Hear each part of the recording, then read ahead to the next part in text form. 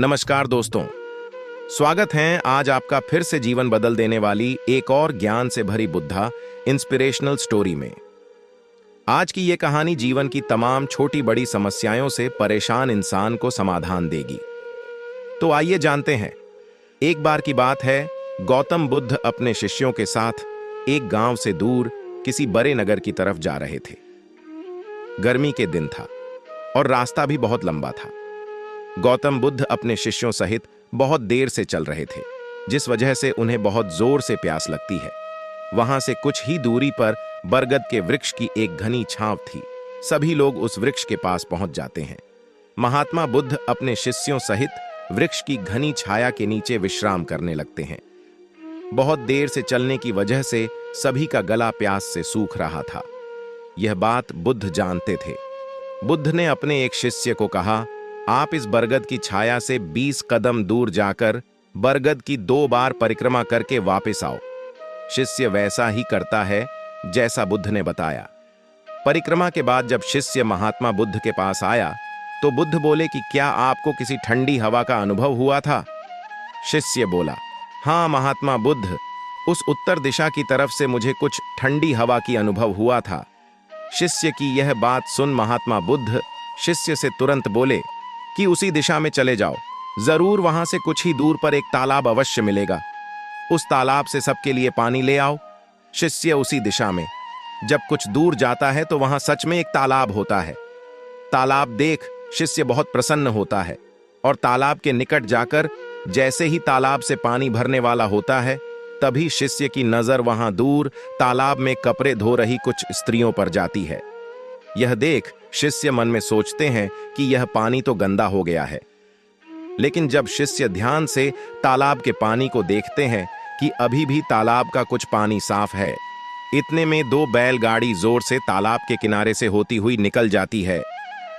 बैलगाड़ी के पहिए तालाब की मिट्टी के ऊपर इतनी जोर से निकलते हैं कि तालाब के नीचे बैठी बहुत सारी मिट्टी तालाब के ऊपर आ जाती है, जिस वजह से तालाब का बचा हुआ पानी भी गंदा हो जाता है। यह देख शिष्य बिना पानी लिए क्रोध में महात्मा बुद्ध के पास वापस चला जाता है। शिष्य बड़े ही निराशा भाव से महात्मा बुद्ध को सब बात बताता है।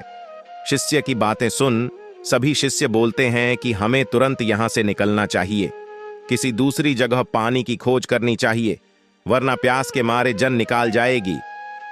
इधर महात्मा बुद्ध सभी को शांत होने के लिए कहते हैं और बोलते हैं कि धीरज रखो, कुछ देर यही बैठो, उचित समय आने तक संयम बनाए रखो। सभी महात्मा बुद्ध की बात सुनकर शांत हो जाते हैं और वहीं बैठ जाते हैं। कुछ समय बीत जाने के बाद महात्मा बुद्ध फिर से अपने शिष्य को उसी तालाब से पानी लाने के लिए कहते हैं। शिष्य बिना कोई सवाल किए उसी तालाब से पानी लेने के लिए फिर से चला जाता है।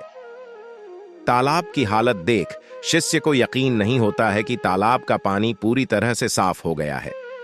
यह देख शिष्य बहुत खुश होता है और पानी भरकर महात्मा बुद्ध के पास जाता है। सभी पानी पीकर अपनी प्यास बुझते हैं, लेकिन अभी भी सबके मन में यह एक सवाल था कि आखिर यह चमत्कार हुआ कैसे? तालाब का सब पानी तो गंदा था। उन्हें लगा कि जरूर यह बुद्ध की शक्ति है। इनमें एक शिष्य ने यह सवाल महात्मा बुद्ध से पूछ ही लिया कि यह चमत्कार आपने कैसे किया?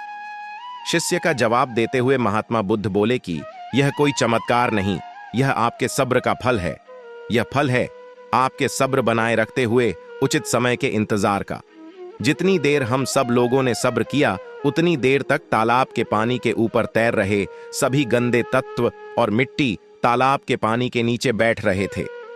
फिर कुछ देर बाद शिष्य जब वहां तालाब के पास पहुंचा, तब तक सब दूषित कण नीचे बैठ चुके थे, जिस वजह से तालाब का पानी पहले की तरह साफ हो चुका था तथा तालाब साफ दिखाई दे रहा था। यदि उस समय आप लोगों ने सब्र न किया होता, धैर्य न रखा होता, तो आप सब इतनी गर्मी में पानी की खोज में प्यासे रहकर शायद अब तक मृत्यु को प्राप्त हो गए होते। क्योंकि यहां से अगला कोई तालाब है या नहीं, और होगा भी तो क्या उसका पानी साफ होगा या नहीं? इन सब कारणों से आप कभी भी प्यास न बुझा पाते और प्यास से मर जाते। इसीलिए अपने जिंदगी में लक्ष्य को हासिल करना है तो धैर्य रखना चाहिए।